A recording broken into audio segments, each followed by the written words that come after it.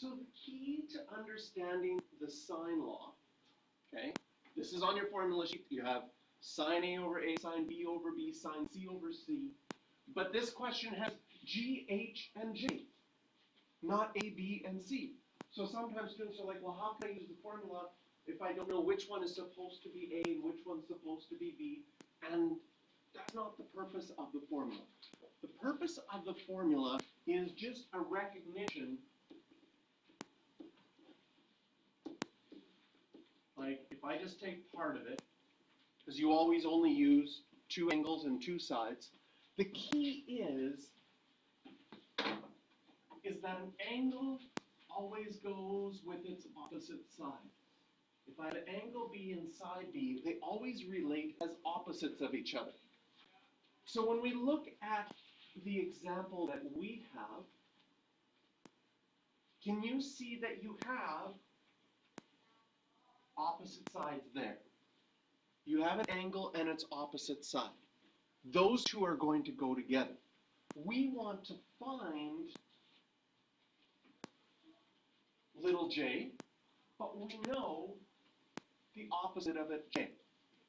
So when I'm setting this up, I can either use the formula with the sign on the top, or I can use the formula with the sign on the bottom.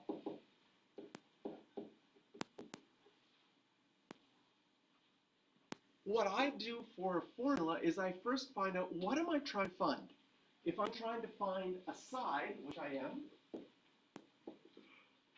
I like to keep the sides on the top, because if the sides are in my numerator, there's less math I have to do to get them by themselves. If I was solving for an angle, I would use the top part. If I wanted an angle, I would use that part of the equation. So in this question, I want to find a side. Using the formula, I would have that j, that's the side I want to find, will be over sine 44 equals 7.8 over sine of 51. We don't need to use SOHCAHTOA because it's already built into the sine law. In fact, we're not allowed to use SOHCAHTOA in this triangle because we don't have a right angled triangle. The sine law is actually more powerful than SOHCAHTOA because it will work with any triangle. So now I want to find sine j.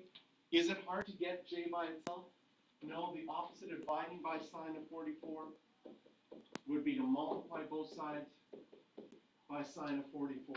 And now I can just type this whole thing into my calculator all at once to find j. So I want you to take out your calculator and I want you to type in the right-hand side, which is now, these sine 44s would simplify. 7.8 times sine 44 divided by sine 51. Just to make sure you know how to use your calculator.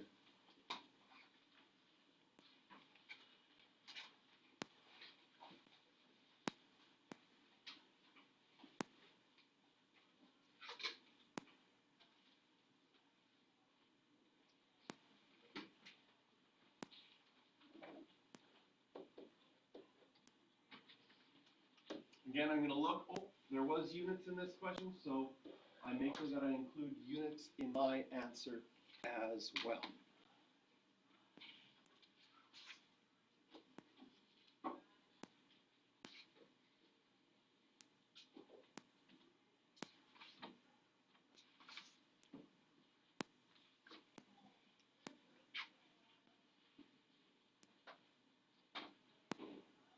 Were you able to get that on your calculator? 6.7? Yes? Not yet?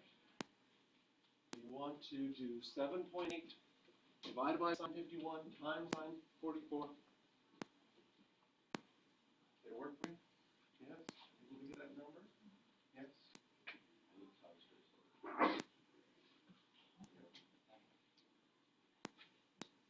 Good. This one's 44, right? Oh, and I should have read, did it ask us to round? Don't see. To the nearest 10? To the nearest 10th, then. Well, this is a good one for rounding to the nearest 10.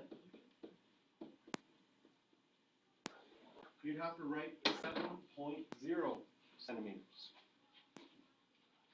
I'd like you to circle question number 3 in your homework, but we're going to keep going and do some more examples right away. I also, before we keep going, I'd like you to add 2 definitions from grade 10 that you've seen, grade 10 and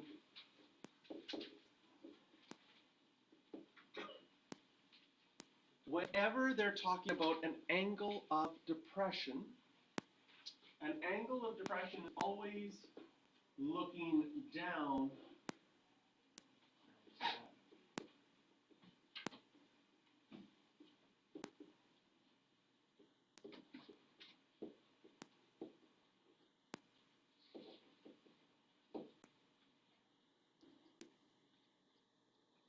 So sometimes they have a plane flying, and it says it spots something on the ground at an angle of depression of 30 degrees.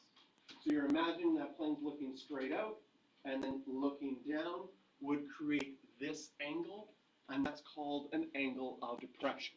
We also have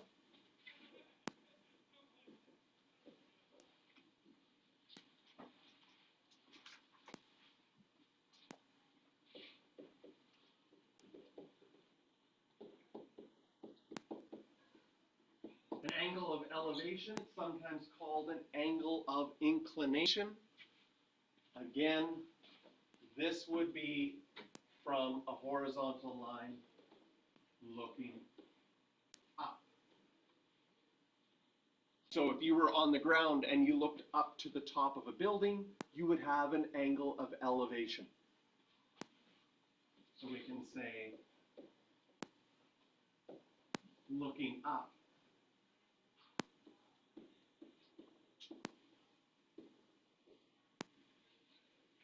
And these words will come up in word problems, and so you need to be able to draw triangles and know where to label the angles.